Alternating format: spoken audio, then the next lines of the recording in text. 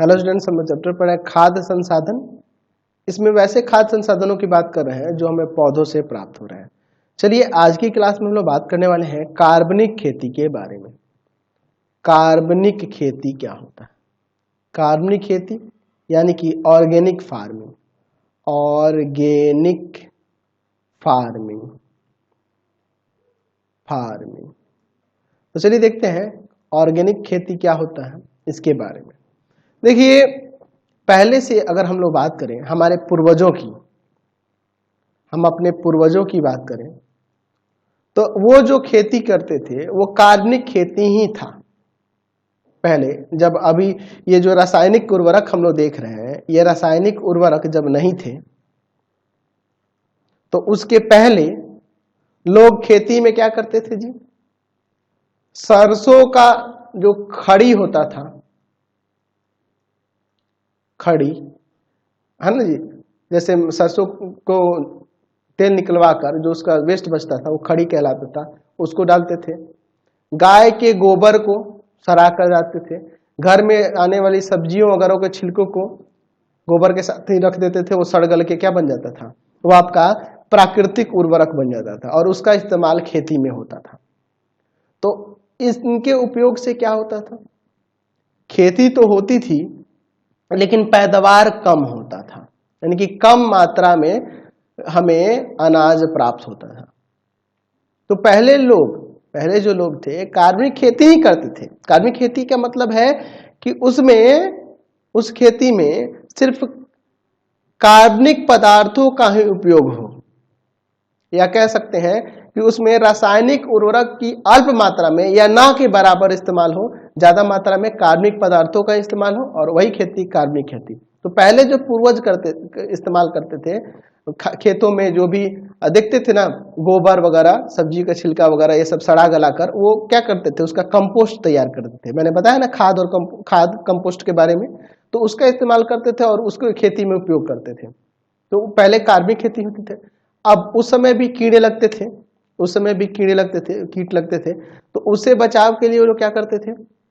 सुबह में जब ओस की बूंदें पड़ेंगी तो उस पर क्या करेंगे जी? ले जाकर राख छींट देते थे, राख डाल देते थे। वो राख क्या करता था? राख उन कीड़ों से रक्षा करता था। तो वो देखो कितनी अच्छा टेक्निक था उस समय में, इतना अच्छा टेक्निक था। लोग खेती के लिए वो कार्बनिक खेती पे ही निर्भर थे। लेकिन अभी देखिए, अभी जो बड़े पैमाने पर रासायनिक उर्वरक का इस्तेमाल हो रहा है, यह रासायनिक उर्वरक कई प्रकार के हानिकारक रासायनिक पदार्थों से बने हुए हैं जो हमारे लिए बहुत ज्यादा हानिकारक है। आप देखते हैं खेत की बुआई के समय उसमें डीएपी डाला जाता है, फसल उसमें तैयार होता है, तो फिर फसल जब उसमें पौधे बड़े होने लगते हैं तो उसमें नाइट्रोजन की मात्रा बढ़ाने के लिए यूरिया डाला जाता है। तो जिससे क्या होता है भाई? पौधे बड़े होते हैं ज्यादा, तो वो जो भी यूरिया या फिर डीएपी उसमें जो डाला जा रहा है वह किस में जा रहा है? वो पौधे उसको ले रहे हैं, मिट्टी में मिल जा रहा है, लेकिन उसको पौधे ही ग्रहण कर रहे हैं वहां से पोषक तत्वों को। तो वो एक तरह से इसके अंदर, इन पौधों के अंदर ये रासायनिक पदार्थ इसमें आ गए, इनके रासायनिक पदार्थ इसमें आ गए। हम लोग आजकल सुहाई ना कराकर, निराई ना कराकर हम लोग क्या करते हैं जी? उसके लिए भी दवा छिड़क देते हैं कि घास सब जल जाए। घास को भी जलाने के लिए आजकल दवाएं आ गई हैं। तो वो जब घास को जला दे रहा है, वो पौधे जब उसमें के भी कुछ हानिकारक पदार्थ उसमें आ जाएंगे। कीटों को मारने के लिए दवा का छिड़काव होता है, वो बहुत सारे जहरीले दवा होते हैं जो पौधे भी उसको ग्रहण करेंगे, और जब हम उसको खाएंगे तो हमें कई सारी बीमारियां हो जाएंगी। तो ये हमारे जीवन स्तर में, हमारे पोषी स्तर में आ चुका है, क्योंकि हम लोग इन पौधों पर आश्रित है। और ये पौधे का जब हम लोग सेवन करेंगे, इनसे उपज होने वाले अनाजों का जब उपयोग करेंगे तो वो हमारे लिए हानिकारक हो जाएगा, है ना जी। तो आजकल बड़े पैमाने पर बृहद रूप से फिर से लोग कार्बनिक खेती की तरफ भाग रहे हैं। कार्बनिक खेती यानी कि इसमें क्या करेंगे? रासायनिक उर्वरक का कम से कम इस्तेमाल करेंगे, और जितने भी आपके खाद थे, प्राकृतिक उर्वरक हो गए कोई भी, जैसे कंपोस्ट, वर्मी कंपोस्ट, हरी खाद, इन सब का उपयोग करके खेती किया जा रहा है। तो इससे क्या होगा जी? ये हमें जो जहर मिल रहा था, हमारे शरीर में जो जहर आ रहा था, वो जहर की मात्रा कम हो जाएगी धीरे धीरे, और इससे क्या होगा? हमारा आयु सीमा बढ़ जाएगा, हमें बीमारियां नहीं होंगी, है ना जी। तो अब नए पैमाने, बड़े पैमाने पर आजकल कार्बनिक खेती हो रही है और इनसे उपजने वाले अनाज जो है, जो अभी हम लोग अनाज जो खाते हैं कार्बनिक उर्वरक से उत्पन्न होने वाले, उनकी अपेक्षा ये महंगे बिकते हैं, है ना। बड़े बड़े लोग जो हैं, बड़ी बड़ी हस्तियां हैं, आजकल कार्बनिक खेती से ही उपजने वाले अनाज को खरीद रहे हैं और उसी को खा रहे हैं, क्योंकि भाई उनके पास पैसा है, तो कार्बनिक खेती वाले ही अनाज को खा रहे हैं और हम लोग जहर खा रहे हैं। यानी देखिए, ये आजादी के समय, देश जब आजाद हुआ उस समय तक ठीक था, कार्बनिक खेती नहीं होती थी, हम कार्बनिक खेती होती थी, रासायनिक खेती नहीं होती थी, रासायनिक उर्वरक का इस्तेमाल ना के बराबर होता है। लेकिन उसके बाद बहुत सारी क्रांतियां हुई, याद है आपको, हरित क्रांति, हरित क्रांति है कि नहीं। तो ऐसे कई सारी क्रांतियां हुई, जिसके उपरांत क्या हुआ जी, पैदावार को बढ़ाने के लिए क्या हुआ, इन रासायनिक उर्वरक का इस्तेमाल होने लगा। तो इनसे नुकसान बहुत ज्यादा है, हाँ फसल ज्यादा हो जाती है लेकिन इसका नुकसान बहुत ज्यादा है, ठीक है ना जी। तो अगर हम लोग कार्बनिक खेती करें तो हो सकता है कार्बनिक खेती से हमें पैदावार कम मिले, कम अनाज उपजे, लेकिन वो जो होगा वो अमृत के समान होगा भाई, वो अमृत के समान होगा, ठीक है ना जी। यानी कह सकते हैं कि हम लोग कार्बनिक खेती करके हम लोग अपने आप को, अपने जीवन को बचा सकते हैं। तो कार्बनिक खेती से देखिए, जो भी गोबर वगैरह होगा, अपशिष्ट पदार्थ होगा, उनको सड़ा गला के बहुत सारे पोषक तत्वों की प्राप्ति पौधों को हो जाएगी।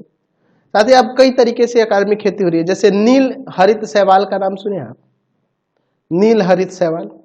ये क्या करता है ना, ये सीधे प्रकृति से नाइट्रोजन को ग्रहण करता है, लेकिन अन्य पौधे जो है, और मैं इन सब पौधों की बात करूं, कोई भी प्लांट बात करूं, तो डायरेक्ट नाइट्रोजन को प्रकृति से नहीं ले सकता, क्योंकि देखो प्रकृति से डायरेक्ट नाइट्रोजन नहीं ले सकते, लेकिन नील हरित शैवाल प्रकृति से डायरेक्ट नाइट्रोजन ले लेंगे और वो नाइट्रोजन लेकर वो नाइट्रोजन वाले यौगिक में कन्वर्ट कर देंगे। और जाहिर सी बात है, जब वो नाइट्रोजन वाले यौगिक में कन्वर्ट हो जाएगा तो मिट्टी में रहेंगे और मिट्टी से पोषक तत्वों की प्राप्ति पौधे वो आसानी से कर लेंगे। तो कार्बनिक खेती के लिए आप सोचोगे कि सर कार्बनिक खेती में सर कीड़ों से कैसे बचेंगे? भाई आपके दादा परदादा राख से बचते थे, राख छींट के काम चलाते थे ना, आप राख छींट सकते हैं, या नीम के पत्ता का उपयोग करके वहां पे हम लोग उसका, नीम के पत्ता से हम लोग क्या कर सकते हैं जी, उसका कह सकते हैं पेस्ट, नीम के पत्ते को सुखाकर उसका राख तैयार करके, है ना जी, उसको क्या कर सकते हैं, उसको पीस कर उसके चूर्ण को, है ना जी, पूरी तरह छिड़काव कर सकते हैं, उसको फैला सकते हैं। तो ऐसे कई सारे तरीके हैं जिससे कीड़ों से बचा जा सकता है।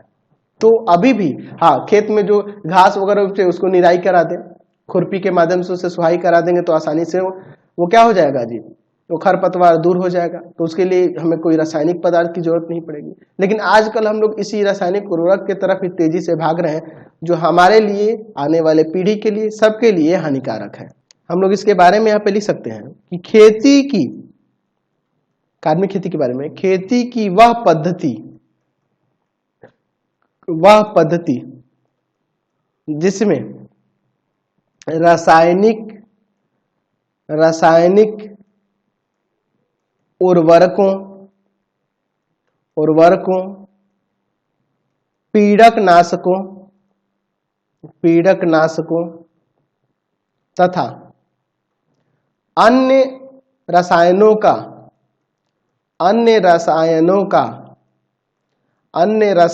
का उपयोग कम से कम या बिल्कुल नहीं कर कार्बनिक पदार्थों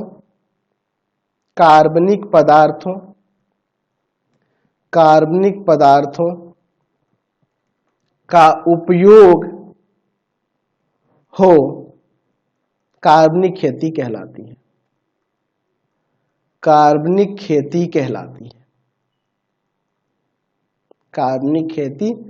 कहलाती है। इसमें क्या कर सकते हैं, तो लिख सकते हैं कि इस प्रकार की खेती में पेड़ पौधों के अवशिष्ट, जानवरों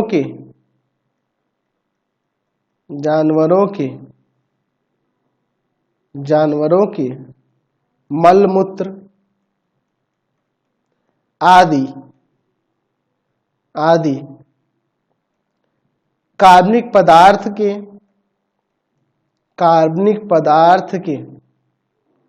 या कार्बनिक पदार्थों कर देते हैं, पदार्थों के अपघटन द्वारा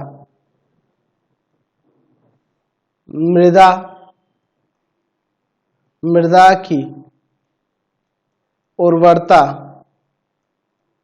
बढ़ाई जाती है। इसमें नील हरित शैवाल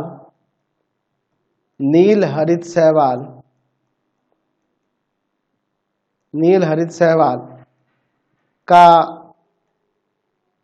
संवर्धन नील हरित शैवाल का संवर्धन किया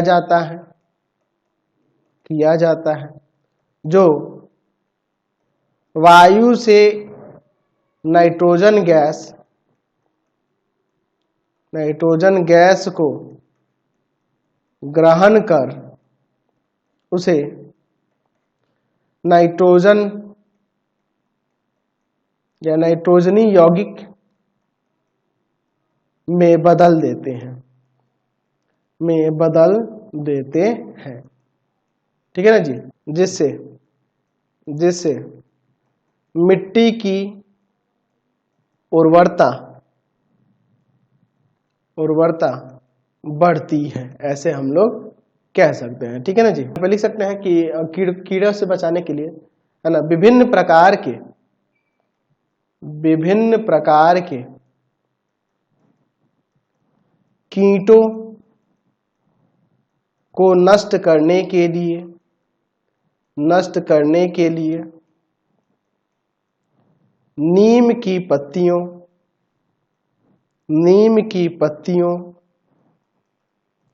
हल्दी आदि जैविक तरीकों को उपयोग में लाया जाता है। ठीक है ना जी, तो इस तरीके से हम लोग कर सकते हैं। तो ऐसे कई सारे तरीके हैं कार्बनिक खेती के लिए जिसको अपनाया जाता है। तो आज की क्लास में यही रहने देते हैं, नेक्स्ट वीडियो में हम लोग आगे बात करेंगे। नेक्स्ट वीडियो में आगे देखिए, आपको हमारे 3 चैनलों को सब्सक्राइब करना पड़ेगा।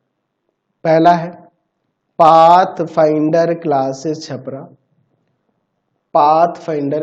छपरा, दूसरा है आपके पास भारती भवन रविकांत सर, और तीसरा चैनल है Ravikant sir RD Sharma solution. तीनों चैनलों को सब्सक्राइब कर देंगे। इससे रिलेटेड वीडियो के लिए सीधे डिस्क्रिप्शन में, इससे रिलेटेड नोट्स के लिए गूगल पे जाकर सर्च करेंगे www.ravikansar.in, और यहाँ जाकर आप सभी क्लासेस के नोट्स, उनके PDF को डाउनलोड कर सकते हैं, पढ़ सकते हैं। इंस्टाग्राम और फेसबुक पे जाकर पाथफाइंडर क्लासेस छपरा को लाइक एंड फॉलो करना नहीं भूलेंगे। Thanks for watching the video. Comment करके जरूर बताएं कि हमारे चैनल से वीडियोज आप सभी को कैसे लगता है। Thanks for watching.